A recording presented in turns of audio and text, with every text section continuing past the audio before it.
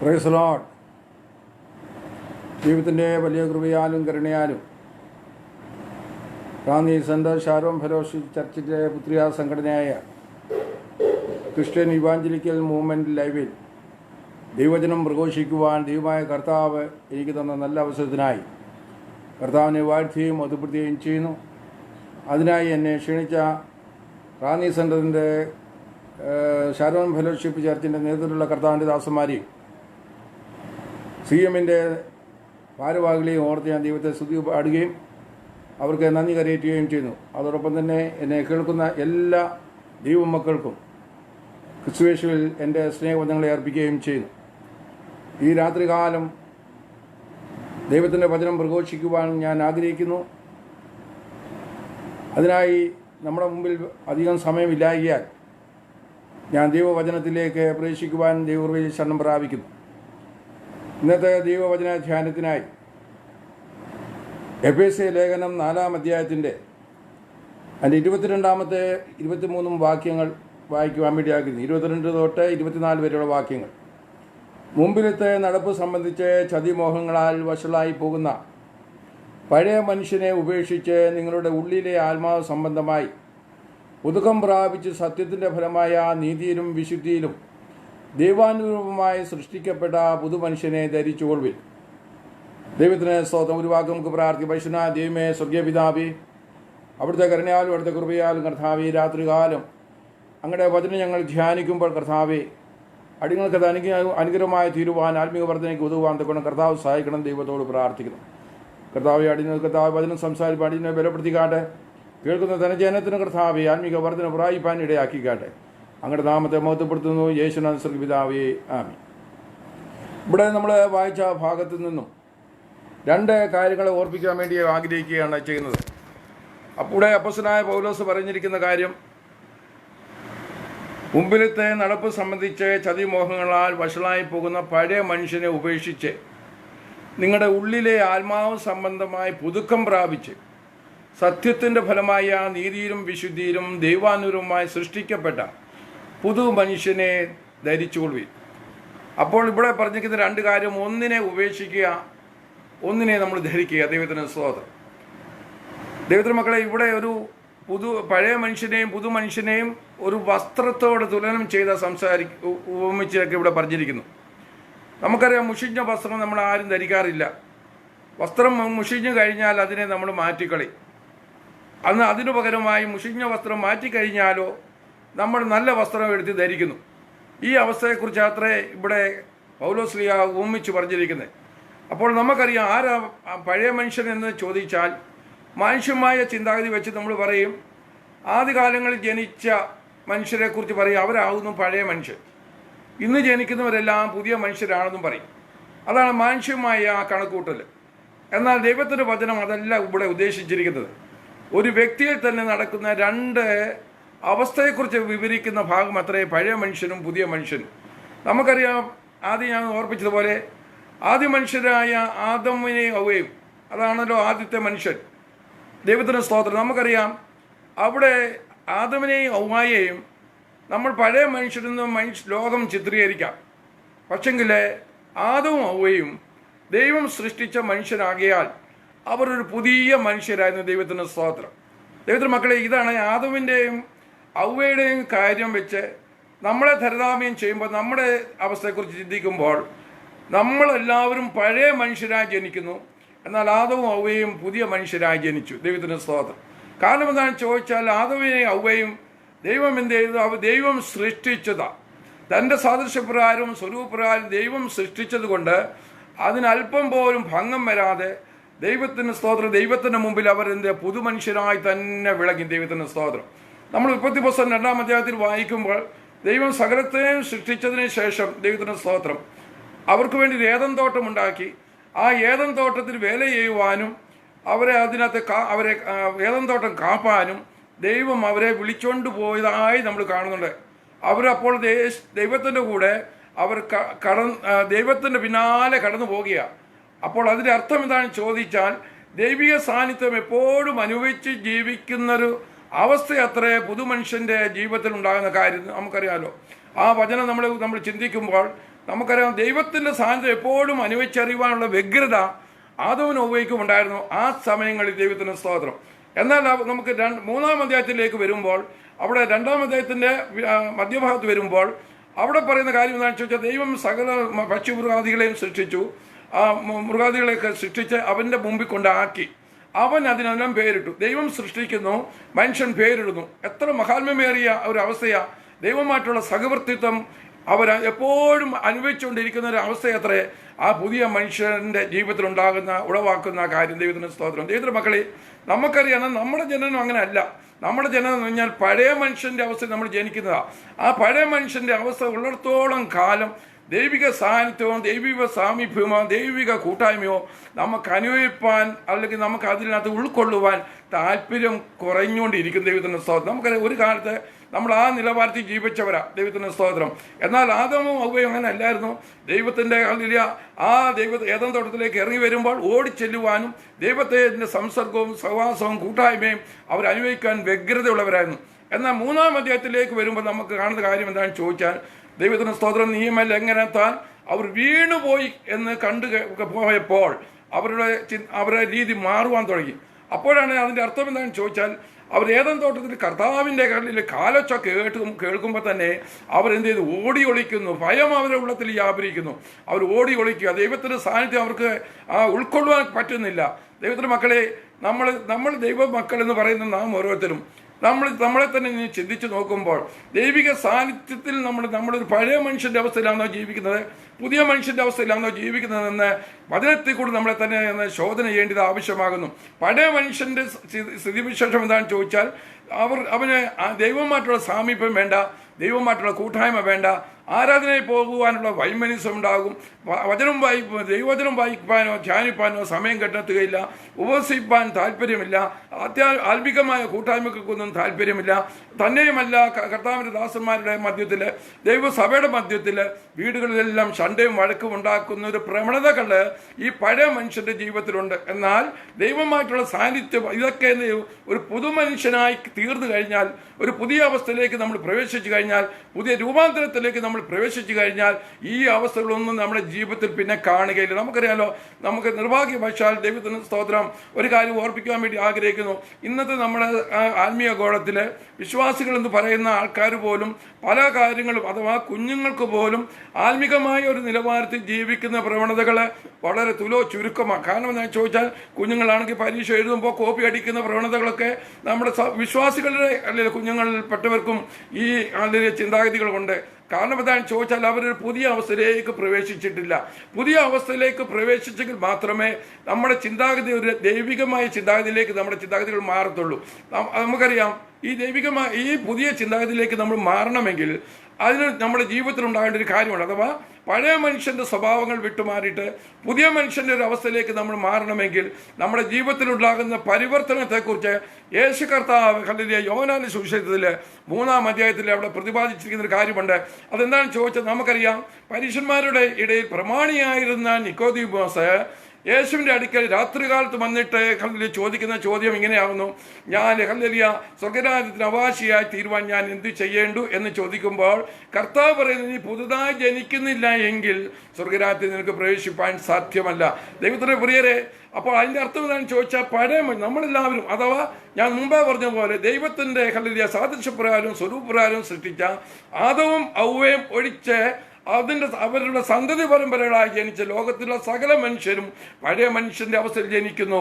ആ പഴയ മനുഷ്യരായ നമുക്കൊരു പുതുക്കം വരണമെങ്കിൽ, ഒരു പുതിയ മനുഷ്യന്റെ നിലവാരത്തിലേക്ക് നമ്മൾ മാറണമെങ്കിൽ ദൈവത്തിന്റെ വചനം ഓർപ്പിക്കുന്ന കർത്താവായ യേശുക്രിസ്തു നമ്മളെ പഠിപ്പിച്ച കാര്യം ഒരു പുതുതായി ജനിക്കണം. ദൈവത്തിന്റെ സ്തോത്രം. പുതുതായി ജനിച്ചില്ല എങ്കിൽ നമുക്ക് ജീവിതത്തിൽ പുതുക്കം സംഭവിക്കുന്നില്ല എങ്കിൽ നമ്മുടെ ചിന്താഗതികളെല്ലാം പഴയത് തന്നെയായിരിക്കും. നമുക്കറിയാലോ, ഇവിടെ വന്ന ആ വ്യക്തി നിക്കോദീമോസ്, അവൻ ആരായിരുന്നു? യഹൂദന്മാരുടെ പ്രമാണിയായിരുന്നു. അവൻ എന്ത് ചെയ്തു? ഒരു ഉപദേഷ്ടാവായിരുന്നു. ന്യായപ്രമാണത്തിലെ വ്യവസ്ഥകളൊക്കെ മറ്റുള്ളവരെ ഉപദേശിക്കുന്നവനായിരുന്നു എന്നാ പറഞ്ഞതിന്റെ സാരാംശം. എന്നിട്ടും അവൻ എന്ത് ചെയ്തു? ജീവിതത്തിൽ ഒരു മാറ്റം സംഭവിച്ചിരുന്നില്ല. പ്രിയരെ, നമുക്കറിയാം, ഇന്നും ആത്മീയ കോളത്തിൽ അങ്ങനെയുള്ള ആ വ്യക്തി ജീവിതങ്ങൾ അനവധിയുണ്ട്. ജീവിതത്തിൽ പുതുക്കം സംഭവിക്കായികയാൽ അവർ എന്ത് ചെയ്യുന്നു? ഹല്ലേലൂയ, പഴയ കാലങ്ങളിൽ ജീവിച്ചതുപോലെ തന്നെ ഇപ്പോഴും ജീവിക്കുന്നു. ആരും കാണാതെ മദ്യപിക്കുന്നു, പിടിച്ചു പറിക്കുന്നു, മോഷ്ടിക്കുന്നു, ഹല്ലേലൂയ എന്ന് വേണ്ടാത്ത ഹല്ലേലൂയ ഒരു ദൈവ പൈതലിന് ഉൾക്കൊള്ളുവാൻ കഴിയാത്ത അഥവാ അനുയോജ്യമല്ലാത്ത കാര്യങ്ങൾ ഇന്നും ചെയ്തുകൊണ്ടിരിക്കുന്നുവെങ്കിൽ ആ വ്യക്തിയെക്കുറിച്ച് പറയുന്നു, ആ വ്യക്തി ഒരു പഴയ മനുഷ്യന്റെ അവസ്ഥയിൽ ഇപ്പോഴും ജീവിക്കുന്നു. അവന്റെ ജീവിതത്തിൽ ഒരു പുതിയ മനുഷ്യന്റെ അവസ്ഥയിലേക്ക് അവൻ പ്രവേശിച്ചിട്ടില്ല. ഈ അവസ്ഥയിലേക്ക് പ്രവേശിക്കണമെങ്കിൽ ദൈവത്തിന്റെ വചനം പറയുന്ന ഒറ്റൊരു കാര്യമേ ഉള്ളൂ, പുതുതായി ജനിക്കണം. ദൈവത്തിന്റെ സ്തോത്രം. അപ്പോൾ ഈ നിക്കോദെമസ് കർത്താവിനോട് ചോദിക്കുക, ഞാൻ ഒരു മനുഷ്യൻ വൃദ്ധനായ ശേഷം വീണ്ടും അമ്മയുടെ ഉദരത്തിൽ പോയി ജനിക്കാമോ എന്ന ചോദ്യം ദൈവത്തിന് സ്തോത്രം. അപ്പോൾ യേശു കർത്താവ് പറഞ്ഞ കാര്യം എന്താ? ദൈവത്തിന് സ്തോത്രം, ജഡത്താൽ ജനിച്ചത് ജഡമാകുന്നു. അപ്പോൾ നമ്മളെല്ലാവരും ജഡത്തിൽ ജനിച്ചു, സകല മനുഷ്യനും ജഡത്താൽ ജനിച്ചു. ആ ജഡത്തിന്റെ പ്രവൃത്തികൾ അങ്ങനെ നമ്മൾ എന്ത് ചെയ്തു? വളരുന്ന ഓരോ ഘട്ടങ്ങളുമേലും നമ്മൾ ചെയ്തുകൊണ്ടിരിക്കും.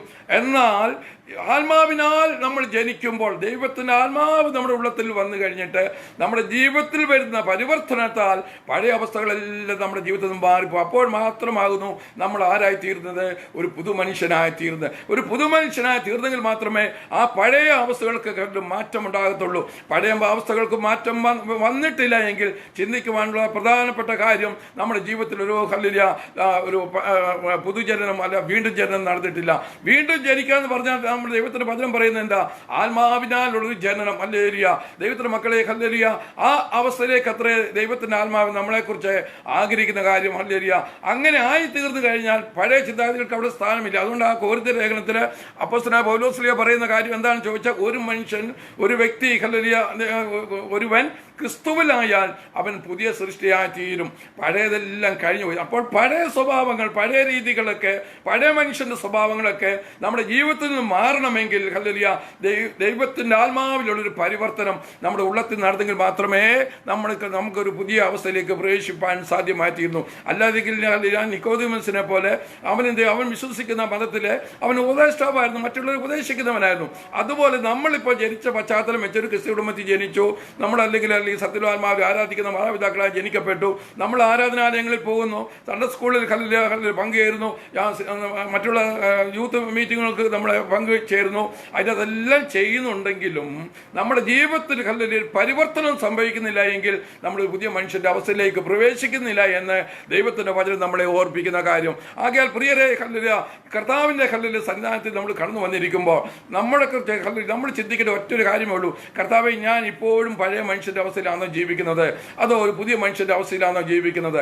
ദൈവത്തിന്റെ മക്കളെ, പഴയ മനുഷ്യന്റെ അവസ്ഥ എന്ന് പറഞ്ഞാൽ ഹല്ലേലൂയ അത് നമുക്കിവിടെ പറഞ്ഞിരിക്കുന്ന കാര്യം എന്താ? പഴയ വസ്ത്രത്തെ മാറ്റിക്കളയുന്നത് പോലെ, പഴയ വസ്ത്രത്തെ മാറ്റിക്കളയുന്നത് പോലെ നമ്മുടെ സ്വഭാവത്തിന് പരിവർത്തനം സംഭവിക്കണം. അല്ല എങ്കിൽ ഹല്ലേലൂയ നമ്മുടെ ജീവിതത്തിൽ ഹല്ലേലൂയ പുതിയ അവസ്ഥകൾ വെളിപ്പെടുകയില്ല. എന്നാൽ ദൈവം പറഞ്ഞിരിക്കുന്ന കാര്യം എന്താ? ആത്മാവിനാൽ നീ ജനിക്കുന്നില്ല എങ്കിൽ നിനക്ക് സ്വർഗ്ഗരാജ്യത്തിൽ പ്രവേശിപ്പാൻ കഴിയുന്നില്ല. അപ്പോൾ ആ ജനനം എന്ന് പറഞ്ഞാൽ ഹല്ലേലൂയ ജഡത്താലുള്ള ജനനമല്ല, പിന്നെയോ അത് ആത്മാവിനാൽ, ദൈവത്തിന്റെ ആത്മാവിനാൽ, സത്യത്തിന്റെ ആത്മാവിനാൽ, ദൈവത്തിന്റെ പരിശുദ്ധാത്മാവിനാൽ ഉള്ളത്തിൽ നടക്കുന്ന പരിവർത്തനത്തെ കുറിച്ച് അത്രേ ദൈവത്തിന്റെ വചനം നമ്മളെ ഹല്ലേലൂയ ഇവിടെ ഉദ്ദേശിക്കുന്ന കാര്യം. ദൈവത്തിന് സ്തോത്രം. ആകയാൽ ദൈവത്തിന്റെ സന്നിധാനത്തിൽ നാം വചനം ധ്യാനിക്കുമ്പോൾ ദൈവത്തോട് നമുക്ക് പ്രാർത്ഥിക്കേണ്ട കാര്യം എന്താണെന്ന് ചോദിച്ചാൽ, കർത്താവെ എന്റെ പഴയ അവസ്ഥകളൊക്കെ മാറി, പഴയ മനുഷ്യന്റെ സ്വഭാവമൊക്കെ മാറി, കർത്താവെ ഒരു പുതിയ മനുഷ്യനാക്കി എന്നെ ഒന്ന് മാറ്റണമേ. നമുക്ക് ദൈവത്തോട് പ്രാർത്ഥിക്കണം. ദൈവത്തിന്റെ മക്കളെ ഹല്ലേലൂയ ദൈവത്തിന് സ്തോത്രം. ഹല്ലേലൂയ മുമ്പേ ഹല്ലേലൂയ ഓർപ്പിച്ചതുപോലെ എന്ത് ചെയ്തു? ഹല്ലേലൂയ പഴയ ഹല്ലേലൂയ ദൈവത്തിന് സ്തോത്രം ആദമിനെയും ഹവ്വയെയും ഹല്ലേലൂയ പുതിയ മനുഷ്യനായി ദൈവം ഭൂമി സൃഷ്ടിച്ചു. എന്നാൽ അവർ പഴയ മനുഷ്യരായി മാറിപ്പോയി. ഹല്ലേലൂയ അതിന്റെ അർത്ഥം എന്താണെന്ന് ചോദിച്ചാൽ, ഹല്ലേലൂയ ദൈവത്തിന്റെ സാന്നിധ്യം വിട്ടിട്ട് പിശാചിന്റെ സാന്നിധ്യത്തിലേക്ക് അവർ വീണുപോയി. ഹല്ലേലൂയ അപ്പോൾ പൈശാചികമായ ആത്മാവിനാൽ, ആ അശുദ്ധാത്മാവിനാൽ, ആ ദുഷ്ടന്റെ ആത്മാവിനാൽ നമ്മൾ നിയന്ത്രിക്കുന്നവരാണെങ്കിൽ നമ്മുടെ അവസ്ഥകളെല്ലാം പഴയത് തന്നെയായിരിക്കും. ഹല്ലേലൂയ നമ്മുടെ വാക്കുകളെല്ലാം ഹല്ലേലൂയ വേണ്ടാത്ത ഹല്ലേലൂയ നിലവാരത്തിലുള്ള ഹല്ലേലൂയ അഥവാ ആത്മീയർക്ക് ദൈവമക്കൾക്ക് ചേരുവാൻ കഴിയാത്ത നിലവാരത്തിലുള്ള വാക്കുകളായിരിക്കും, നമ്മുടെ പ്രവൃത്തികളായിരിക്കും. ഹല്ലേലൂയ നമ്മുടെ ഇടപാടുകളെല്ലാം അങ്ങനെ ആയിരിക്കും. ഹല്ലേലൂയ എന്നാൽ ദൈവത്തിന്റെ മക്കളെ ഹല്ലേലൂയ ദൈവത്തിന്റെ വചനം നമ്മളെ കുറിച്ച് ആഗ്രഹിക്കുന്ന പോലെ ആ കർത്താവിന്റെ ഹല്ലേലൂയ ആ ഉപദേശം പോലെ ഹല്ലേലൂയ കർത്താവെ ആന്തരികമായ ഒരു ആത്മാവിനാൽ ഒരു ജനനം ഹല്ലേലൂയ ഈ ദിവസങ്ങൾ എനിക്ക് തന്ന് എന്നെ ഒന്ന് സഹായിക്കണമെന്ന് നമ്മൾ ദൈവത്തോട് പ്രാർത്ഥിക്കണം. ദൈവത്തിന്റെ മക്കളെ ഹല്ലേലൂയ ഇവിടെ ഹല്ലേലൂയ വീണ്ടും ഹല്ലേലൂയ അപ്പോസ്തലനായ പൗലോസ് ഇവിടെ ഓർപ്പിച്ച കാര്യം ഹല്ലേലൂയ വീണ്ടും ഞാൻ ഇവിടെ ഓർപ്പിക്കാൻ വേണ്ടി ആഗ്രഹിക്കുന്നു. അതിനാധാരമായി ഹല്ലേലൂയ കൊലോസ്യ ലേഖനത്തിൽ ഹല്ലേലൂയ അതിന്റെ 3-ാം അധ്യായത്തിലെ അതിൻ്റെ 8-ാം വാക്യം തൊട്ട് ഞാൻ വായിക്കാൻ വേണ്ടി ആഗ്രഹിക്കുന്നു. ഇവിടെ ഇവിടെ വചനം നമ്മളെ ഓർപ്പിക്കുന്നത്, ഇപ്പോഴോ നിങ്ങളും കോപം, ക്രോധം, ഈർഷ്യ, വായിൽ നിന്ന് വരുന്ന ദൂഷണം, ദുർഭാഷണം ഇവയൊക്കെയും വിട്ട് കളവീൻ. അപ്പോൾ ഇത് പഴയ മനുഷ്യന്റെ സ്വഭാവങ്ങളാണ്.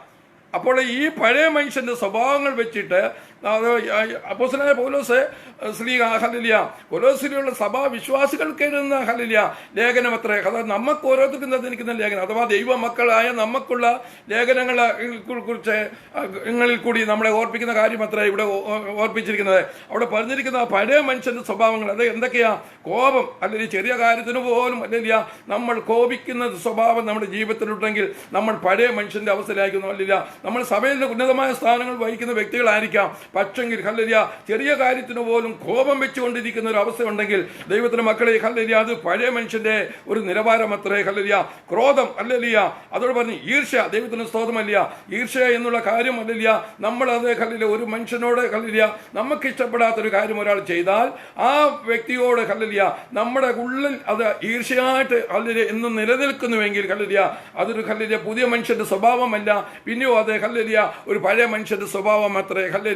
അവിടെ പറഞ്ഞിരിക്കുന്ന കാര്യങ്ങളൊക്കെ നമ്മളെ വേഗത്തിൽ വായിച്ച് കളയാൻ വേണ്ടി ഉള്ളതല്ല, നമ്മുടെ ജീവിതത്തിലേക്ക് അത് പകർത്തുവാനുള്ള ഒരു കാര്യം അത്രേ. അവിടെ പറഞ്ഞിരിക്കുന്ന വീണ്ടും പറഞ്ഞിരിക്കുന്ന കാര്യം, വായിൽ വരുന്ന ദൂഷണം.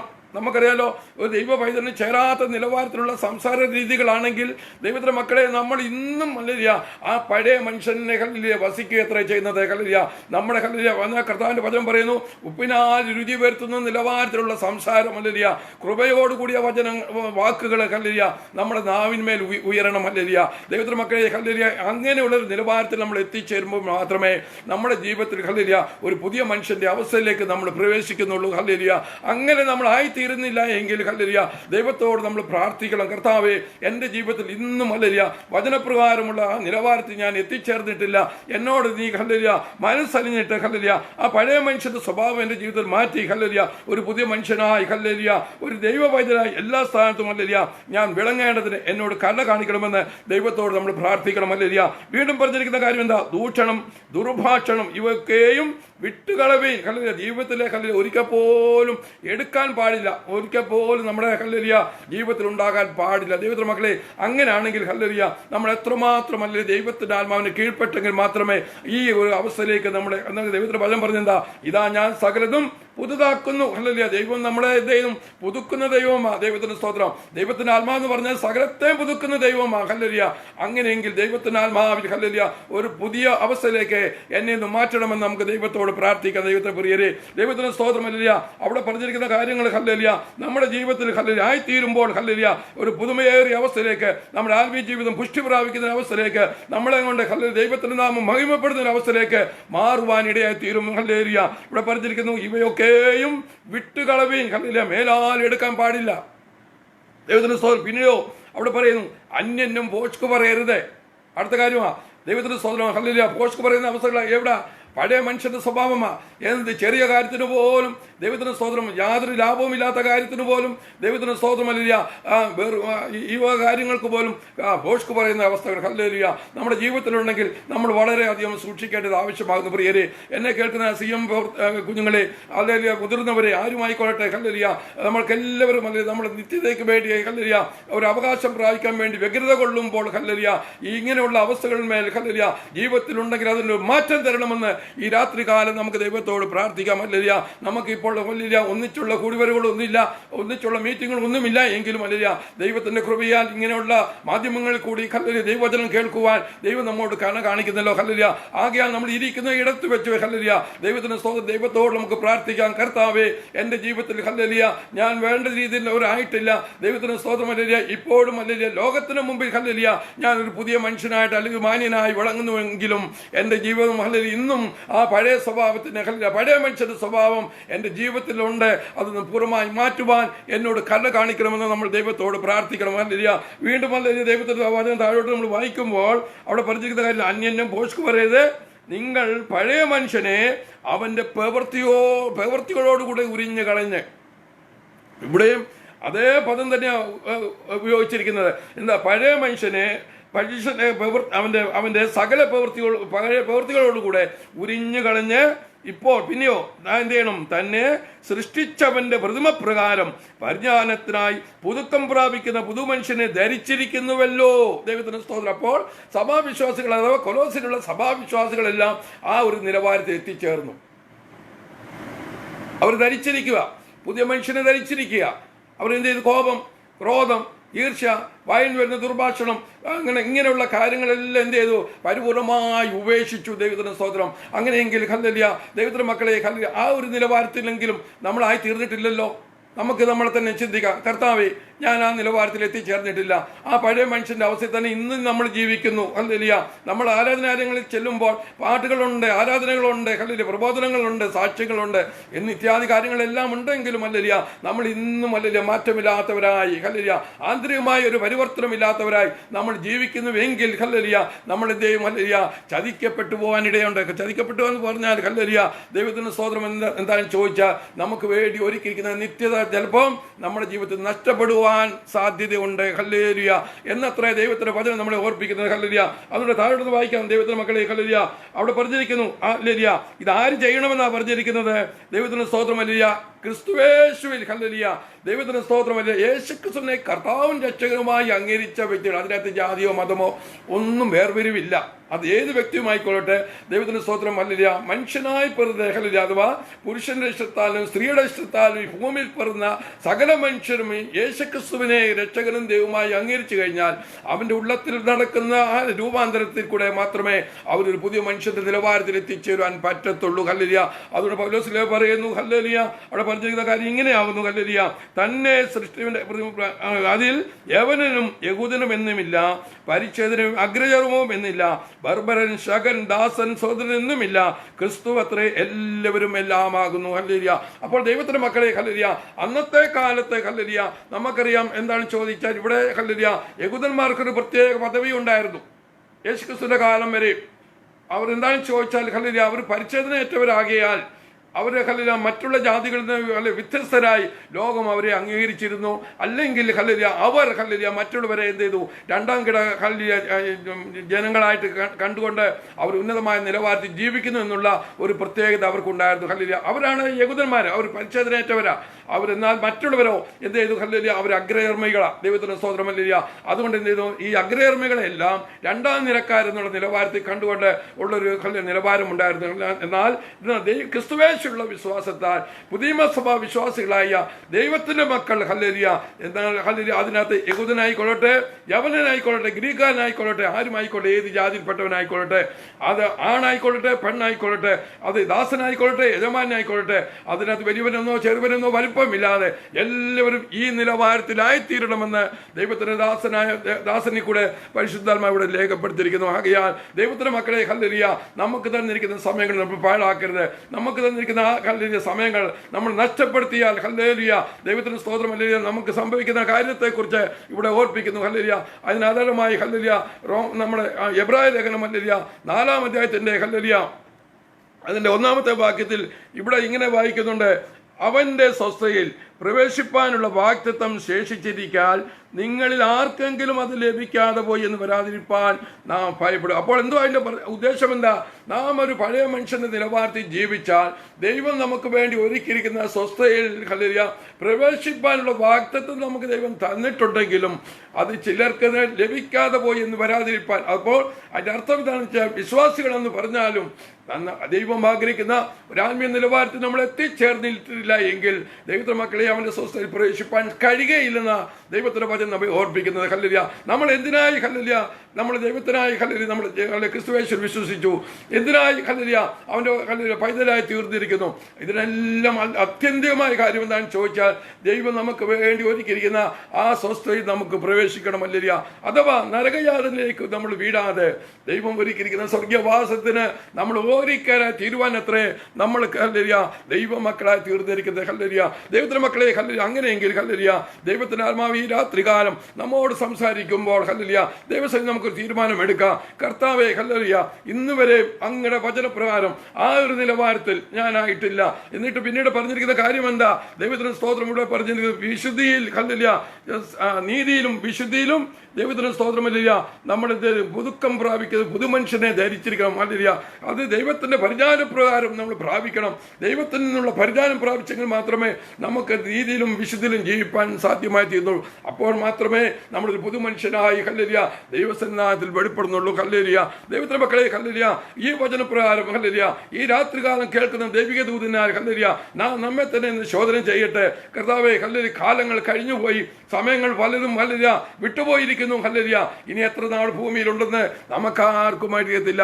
അതിനകത്ത് വലിപ്പ ചെറുപ്പമൊന്നുമില്ലല്ലോ, പ്രായ വ്യത്യാസമൊന്നുമില്ലല്ലോ. ഹല്ലേലൂയ, ദൈവത്തിന്റെ മക്കളെ ഇന്ന് രാത്രികാലം ഹല്ലേലൂയ നമുക്കറിയാം ഹല്ലേലൂയ കൊറോണ വൈറസിന്റെ ഹല്ലേലൂയ പ്രതികൂലമായ സാഹചര്യത്താൽ അനേകർ ഹല്ലേലൂയ മരണത്തിന് ഹല്ലേലൂയ വീണുകൊണ്ടിരിക്കുക. ദൈവത്തിന് സ്തോത്രം. കൃപയാൽ നമ്മൾ നിലനിൽക്കുന്നു.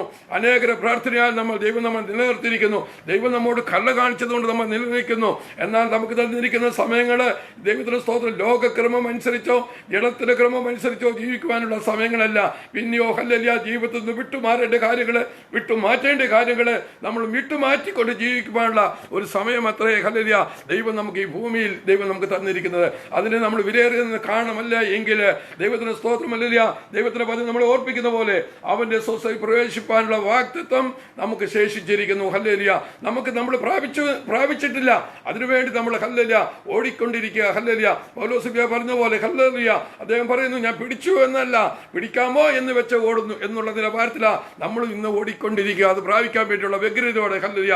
ആകയാൽ ഹല്ലേലൂയ നമ്മൾ തള്ളപ്പെട്ടു പോകാതിരിക്കണമെങ്കിൽ ദൈവത്തിന്റെ മക്കളെ ഹല്ലേലൂയ ഈ രാത്രികാലം ഹല്ലേലൂയ ദൈവത്തിന്റെ വചനം നമ്മളെ ഓർപ്പിക്കുന്ന പോലെ ആ പഴയ മനുഷ്യന്റെ സ്വഭാവങ്ങളെല്ലാം മാറി ഹല്ലേലൂയ ഒരു പുതിയ മനുഷ്യനായി ഹല്ലേലൂയ ആത്മീയമായ ഹല്ലേലൂയ ഒരു തുടിപ്പ് ഈ ദിവസങ്ങളിൽ ആത്മാവിന്റെ ഉള്ളത്തിലുണ്ടാകണമെന്ന് നമുക്ക് ദൈവത്തോട് പ്രാർത്ഥിക്കാം. ദൈവത്തിന്റെ മക്കളെ ഹല്ലേലൂയ ആത്മാവിൽ ഹല്ലേലൂയ ദൈവത്തിന്റെ ആത്മാവിൽ ഹല്ലേലൂയ സത്യത്തിന്റെ ആത്മാവിൽ ഒരു ജനനം ഈ ദിവസങ്ങളിൽ ഹല്ലേലൂയ ആദ്യമായി ഉണ്ടാകട്ടെ. ഹല്ലേലൂയ സത്യത്തിന്റെ ആത്മാവിൽ ഒരു പുതുക്കം ഉണ്ടാകട്ടെ. ഹല്ലേലൂയ ഇന്നലത്തെ അവസ്ഥയിലല്ല, നാളെ ഹല്ലേലൂയ ദൈവമേ നാളെ ഒരു ദിവസം എനിക്ക് തരുന്നുവെങ്കിൽ ഹല്ലേലൂയ എന്റെ ഈ പഴയ അവസ്ഥകളൊക്കെ ഒന്ന് മാറി ഹല്ലേലൂയ ഒരു പുതുക്കം പ്രാപിച്ച ഒരു പുതുമനുഷ്യനായി ഹല്ലേലൂയ ഈ ലോകത്തിലും നിന്റെ അങ്ങയുടെ സന്നിധാനത്തിലും വെളിപ്പെടേണ്ടതിന് എന്നോട് കരുണ കാണിക്കണമെന്ന് നമുക്ക് ദൈവത്തോട് പ്രാർത്ഥിക്കാം. പ്രിയരെ ഹല്ലേലൂയ സമയങ്ങൾ കാലങ്ങൾ കഴിഞ്ഞു പോകും. ഹല്ലേലൂയ നമുക്ക് തന്നിരിക്കുന്ന സമയങ്ങൾ നമ്മൾ വൃഥാവാക്കി കളയരുതെന്ന് ദൈവത്തിന്റെ വചനം നമ്മൾ ഓർപ്പിക്കുന്നു. ഹല്ലേലൂയ ദൈവത്തിന്റെ വചനം ഹല്ലേലൂയ എബ്രായ ലേഖനത്തിൽ വീണ്ടും ഓർപ്പിക്കുന്ന ഒരു കാര്യമുണ്ടല്ലോ. ദൈവത്തിന്റെ സ്തോത്രം, അവരെ പോലെ സദ്വർത്തമാനം കേട്ടവരാ എങ്കിൽ ഹല്ലേലൂയ വിശ്വാസമായി പരിണമിക്കായികയാൽ അവർക്ക് അതിന്റെ ദൈവത്തിന്റെ സ്വസ്ഥയിൽ പ്രവേശിപ്പാൻ കഴിഞ്ഞില്ല. ദൈവത്തിന്റെ മക്കളെ ഇസ്രായേൽ മക്കൾക്ക് ദൈവം വാഗ്ദത്തം ചെയ്ത കനാൻ ദേശത്ത് പ്രവേശിപ്പാൻ കഴിഞ്ഞില്ല. ദൈവത്തിന് സ്തോത്രം. കാരണം എന്താണെന്ന് ചോദിച്ചാൽ ഹല്ലേലൂയ ദൈവത്തിന് സ്തോത്രമല്ല, അവരെന്ത് ദൈവത്തിന് അത്ഭുതപ്പെടുത്തൽ കണ്ടവരാ. ദൈവത്തിന് സ്തോത്രമല്ല, എന്നാലോ എന്ത് ചെയ്തു? ഹല്ലേലൂയ ദൈവത്തെ ഹല്ലേലൂയ പലപ്പോഴും അവിശ്വസിക്കുന്നു. ഹല്ലേലൂയ അവിശ്വാസമുള്ള ദുഷ്ടഗ്രഹം കൊണ്ട് ഹല്ലേലൂയ അവരെന്ത് മനം തരിപ്പിച്ചു പോയി. ഹല്ലേലൂയ അവന്റെ സ്വസ്ഥയിൽ പ്രവേശിപ്പാൻ കഴിഞ്ഞില്ല. എന്നിട്ടാണ് ഹല്ലേലൂയ പുതിയ സഭ വിശ്വാസികളായ നമുക്ക് തന്നിരിക്കുന്ന ആത്മീക പ്രചോദനം, ആത്മീക പ്രബോധനം ഹല്ലേലൂയ ഇങ്ങനെയാകുന്നു. ഹല്ലേലൂയ അവന്റെ സ്വസ്ഥയിൽ നമുക്കും പ്രവേശിപ്പാനുള്ള കാലം ശേഷിച്ചിരിക്കുന്നു. ഹല്ലേലൂയ അതുകൊണ്ട് നിങ്ങളിൽ ആർക്കും പറഞ്ഞിരിക്കുന്നത് അതിന്റെ അർത്ഥം എന്താ? സഭയിലുള്ളവർ ഉള്ള നമ്മളിലെ ആർക്കെങ്കിലും ഹല്ലേലൂയ അത് നഷ്ടപ്പെട്ടു പോകാതിരിക്കണമെങ്കിൽ ഹല്ലേലൂയ നാം എന്ത് ചെയ്യണമെന്നാണ് പറഞ്ഞിരിക്കുന്നത്? അവന്റെ സ്വസ്ഥയിൽ പ്രവേശിപ്പാനുള്ള വാഗ്ദത്തം ശേഷിച്ചിരിക്കാൻ നമ്മളിൽ ആർക്കും അതെങ്കിലും അല്ലെങ്കിൽ നഷ്ടപ്പെട്ടു പോകാതിരിക്കണമെന്നതിന് നാം ഭയപ്പെടുക. ആരെ ഭയപ്പെടുക? ദൈവത്തെ ഭയപ്പെടുക. ഇന്ന് ദൈവത്തിന്റെ മക്കളെ ഹല്ലേലൂയ നമ്മൾ ഒരു പുതിയ മനുഷ്യനായി കഴിഞ്ഞെങ്കിൽ മാത്രമേ നമുക്ക് അങ്ങനെയുള്ള നിലവാരം ഉണ്ടാകത്തുള്ളൂ. ഹല്ലേലൂയ ഇന്ന് നമുക്ക് ഭയപ്പെട്ട് ഹല്ലേലൂയ ആരെയാ? ദൈവത്തെക്കാൾ ഉപരിയായി ഹല്ലേലൂയ മനുഷ്യരെയും സമൂഹത്തേക്ക് പേടിയാ. അതുകൊണ്ട് എന്താ ദൈവത്തിന് സ്വതമല്ല, നമുക്ക് സ്തോത്രം പോലും പറയാൻ പറ്റുന്നില്ല, അല്ലെങ്കിൽ ക്രിസ്തുവിനെ നമുക്ക് ഉയർത്തുവാൻ കഴിയുന്നില്ല, മറ്റുള്ളൊരു സാക്ഷ്യവും അല്ലെങ്കിൽ സുക്ഷേത്രവും ഘോഷിപ്പാൻ കഴിയുന്നില്ല. അതുകൊണ്ട് എന്താ നമ്മുടെ ഹല്ലേലൂയ ഭീരുത്വത്തിന്റെ അവസ്ഥയിൽ നമ്മൾ ഇരിക്കുക. ഹല്ലേലൂയ അത് വേണ്ട. ദൈവത്തിന്റെ മക്കളെ ഹല്ലേലൂയ നമുക്കൊരു പുതുക്കം പ്രാപിക്കണമെങ്കിൽ ഹല്ലേലൂയ ദൈവം നമ്മളെ ഹല്ലേലൂയ ദൈവം നമ്മെ കൈവിടുന്ന ദൈവമല്ല. നമ്മൾക്കൊരു ആത്മീയോടെ അനുതാപത്തോടെ ഹല്ലേലൂയ ഈ രാത്രികാലം ഹല്ലേലൂയ ദൈവമേ ഹല്ലേലൂയ പഴയ മനുഷ്യന്റെ സ്വഭാവമൊക്കെ ഒന്ന് മാറട്ടെ, ഭോഷ്ക് പറയുന്ന അവസ്ഥകളൊക്കെ മാറട്ടെ, കോപമുള്ള അവസ്ഥകൾ മാറട്ടെ, ദുർഭാഷണം ഹല്ലേലൂയ വായിൽ വരുന്ന ദൂഷണം ഹല്ലേലൂയ വേണ്ടാത്ത വാക്കുകൾ, പൊട്ടച്ചൊല്ല്, കളിവാക്കുകൾ ഇങ്ങനെയുള്ളതൊക്കെ ഒന്ന് വിട്ടുകളഞ്ഞ് ഹല്ലേലൂയ ഒരു പുതു മനുഷ്യനായി ഹല്ലേലൂയ ഒരു പുതുക്കം വന്നൊരു മനുഷ്യനായി ഹല്ലേലൂയ ദൈവത്തിന് മുമ്പിൽ വിളങ്ങേണ്ടതിന് എന്നോട് കണ്ണ് കാണിക്കണമെന്ന് നമുക്ക് ദൈവത്തോട് പ്രാർത്ഥിക്കാം. ദൈവത്തിന്റെ മക്കളെ ഹല്ലേലൂയ നമ്മുടെ സമയങ്ങൾ പാഴാക്കരുത്. ഹല്ലേലൂയ നമ്മുടെ ഓട്ടവും ഹല്ലേലൂയ അധ്വാനവും വെറുതായി പോകാതിരിക്കേണ്ടതിന് ഹല്ലേലൂയ ദൈവത്തിന്റെ മക്കളെ ആന്തരികമായ ഒരു പരിവർത്തനത്തിന് വേണ്ടി ഹല്ലേലൂയ ആത്മാവിലുള്ള ജനനത്തിന് വേണ്ടി ഹല്ലേലൂയ ഈ രാത്രികാലം നമുക്ക് ദൈവത്തോട് പ്രാർത്ഥിക്കാം. കാരണം എന്താണെന്ന് ചോദിച്ചാൽ ദൈവത്തിന്റെ മക്കളെ നമുക്കൊരു കാര്യം ഓർത്തിരിക്കണം. നമ്മൾ വിശ്വാസികളാണ്, നമ്മൾ ദൈവ മക്കളാണ്, തീർച്ചയായിട്ടും അത് അങ്ങനെ തന്നെ ആകുന്നു. എന്നാൽ ഹല്ലേലൂയ ദൈവത്തിന്റെ സ്വസ്ഥയിൽ നമ്മൾ പ്രവേശിക്കാതിരിക്കേണ്ടതിന് നമ്മളെ തടയുന്ന ഒരു ദുഷ്ടശക്തി ഉണ്ട്. ഹല്ലേലൂയ ആ ദുഷ്ടശക്തി ഹല്ലേലൂയ പല വശീകരണ ശക്തികൾ കൂടി നമ്മളെ പുറകോട്ട് വലിക്കുന്നുണ്ട്. ഹല്ലേലൂയ അതിൻ്റെ അകത്ത് പെട്ടുപോകാതിരിക്കണം. അതുകൊണ്ടാണ് കർത്താവ് പറഞ്ഞ് ദുഷ്ടന്റെ ഹല്ലേലൂയ കെണിയിൽ വീടാതെ വേണം ഞങ്ങളെ സൂക്ഷിക്കണമെന്ന്. ദൈവത്തോട് നമ്മൾ പ്രാർത്ഥിക്കേണ്ട കാര്യം എന്താണെന്ന് ചോദിച്ചാൽ ഒരു ദിവസം നേരം വെളുക്കുമ്പോൾ ദൈവത്തിനാക്കി പ്രാർത്ഥിക്കണം. കർത്താവേ ഹല്ലേലൂയ ദൈവത്തിന് ഹിതമല്ലാത്ത ഒന്നും വായിൽ നിന്ന് വരില്ലേ, കർത്താവേ ഹൃദയത്തിൽ നിന്ന് വരില്ലേ, അതുപോലെ ഹല്ലേലൂയ പാപത്തിൽ വീടാതെ വേണം എന്നെ സൂക്ഷിക്കണമെന്ന് നമ്മൾ ദൈവത്തോട് പ്രാർത്ഥിക്കണം. ദൈവത്തിന്റെ മക്കളെ ഹല്ലേലൂയ മറ്റുള്ള കാര്യങ്ങളെക്കുറിച്ചുള്ള പ്രാർത്ഥനയല്ല, അതിനേക്കാൾ ഉപരിയായി ഹല്ലേലൂയ എൻ്റെ സ്വസ്ഥതയിൽ അങ്ങ് എനിക്കിത് വേണ്ടി ഒരുക്കിയിരിക്കുന്ന സ്വസ്ഥതയിൽ പ്രവേശിപ്പാൻ ഹല്ലേലൂയ എനിക്കുള്ള അവസരങ്ങൾ ഹല്ലേലൂയ തന്നെ എന്നെ സഹായിക്കണമെന്ന് നമുക്ക് ദൈവത്തോട് പ്രാർത്ഥിക്കാം. ദൈവത്തിന്റെ മക്കളെ ആകിയാൽ ഹല്ലേലൂയ പഴയ മനുഷ്യനെ ഹല്ലേലൂയ അതിന്റെ ഹല്ലേലൂയ സകല പ്രവൃത്തിയോടും കൂടെ ഉരിഞ്ഞു കളഞ്ഞുകൊണ്ട് ഒരു പുതുമനുഷ്യനായി ഹല്ലേലൂയ നമുക്ക് ഹല്ലേലൂയ ധരിച്ചുകൊണ്ട് ദൈവത്തെ സേവിപ്പാൻ ഈ രാത്രി കാലത്തെ ഹല്ലേലൂയ ഈ പ്രഭാഷണത്താൽ ദൈവം നിങ്ങളെ അനുഗ്രഹിക്കട്ടെ എന്ന് ഞാൻ ദൈവത്തോട് പ്രാർത്ഥിക്കുന്നു. എനിക്ക് ഇങ്ങനെ സാഹചര്യം ഒരുക്കി തന്ന CM-ന്റെ ഭാരവാഹികളോട്